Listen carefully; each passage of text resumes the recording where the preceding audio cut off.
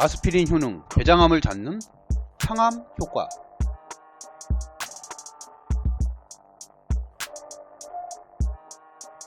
아스피린이 그 아스피린 맞나요?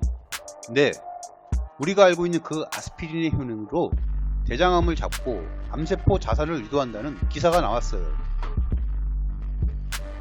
아스피린이 대장암 세포가 자연적으로 죽도록 세포 사멸을 유도한다는 연구 결과이며 생쥐 실험 결과 이 같은 사실이 있다고 보도되었어요. 영국 데일리 메일 인터넷판과 메디칼 익스프레스에서는 6일 암 전문의 고엘 박사 연구팀이 진행한 실험을 통해 4종류의 대장암이 진행된 쥐에게 아스피린을 투여한 결과 암세포의 자연사멸이 증가한 걸로 나타났다고 했으며, 또한 아스피린 투여량이 많을수록 암세포의 자연사멸이 더욱 늘어난다고도 하였어요. 이 결과로 아스피린이 대장암의 진행과 재발을 차단할 수 있음을 보여준다고 연구팀은 설명했어요.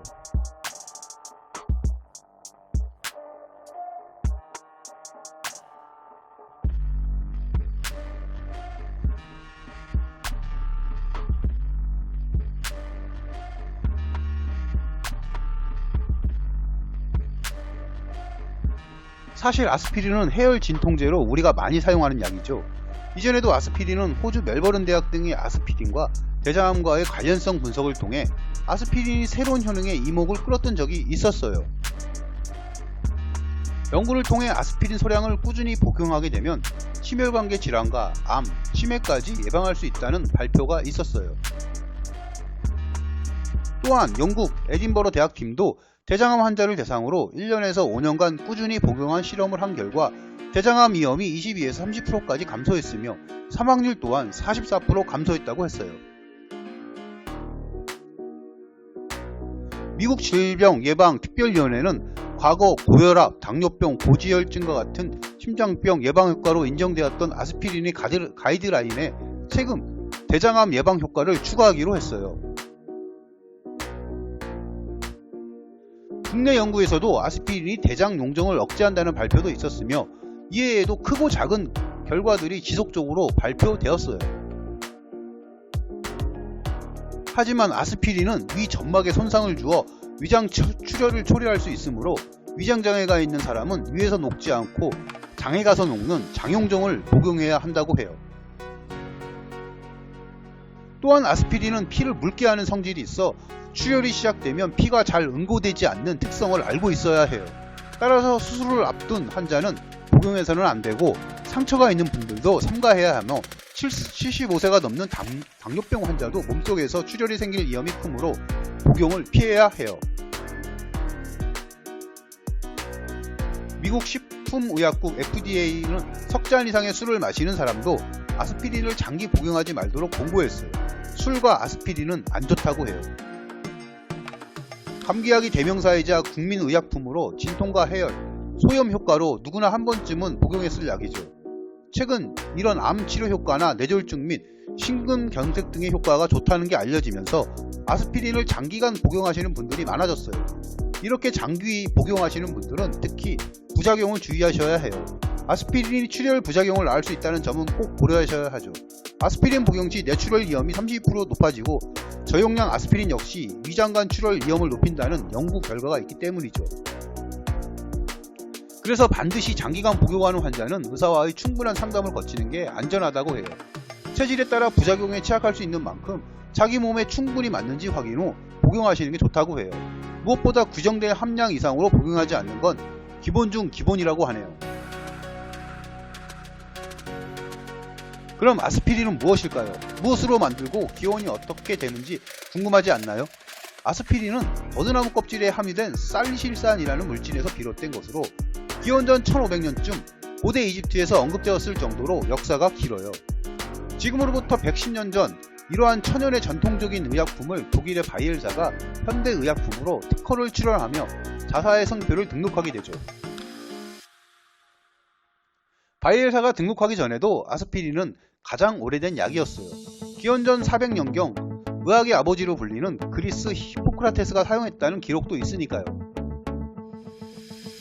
그 후 2000년이 지나 영국에서 버드나무 껍질이 해열 효과가 좋다는 것을 확인하게 되고, 이탈리아 화학자 피리아는 버드나무 껍질에서 약효의 주성분인 살리신을 분리하는 데 성공하죠. 그 뒤 몇 단계 화학 반응을 거쳐 아스피린의 모체인 살리실산을 얻게 되죠. 이런 살리실산은 의학적인 효과가 있었지만 위벽을 자극하여 설사를 일으키고 많이 먹을 경우 사망하는 경우도 생기곤 했죠. 1897년 독일 바이엘사의 연구원 호프만은 살리실산을 히드록시기와 아세틸기와 에스테로와 반응을 시켜 아스피린을 만들었는데, 살리실산의 부작용이 크게 줄어들었으며 이런 최초의 합성 의약품이 되었어요. 그리고는 1899년 3월 6일 해열 진통제 아스피린을 특허 등록하며 출시하게 되고, 1914년 초기에 가루 형태에서 지금의 알약 형태로 교체되면서 복용을 간편하게 할 수 있게 되었고, 복용량도 포준함으로써 더욱 대중화가 되었죠. 이런 아스피린의 라이벌이 나타나게 되죠. 바로 타이네롤이죠.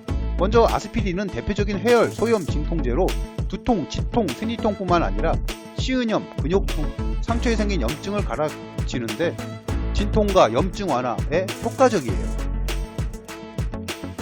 또한 아스피린은 혈전을 없애는 효과가 있어 심혈관 질환 예방 목적으로도 사용되고, 앞에서 말한 대로 암 치료에도 효과적인 것으로 증명되었지만 위 자극이 심해 제산제나 음식과 함께 먹는 것이 좋아요.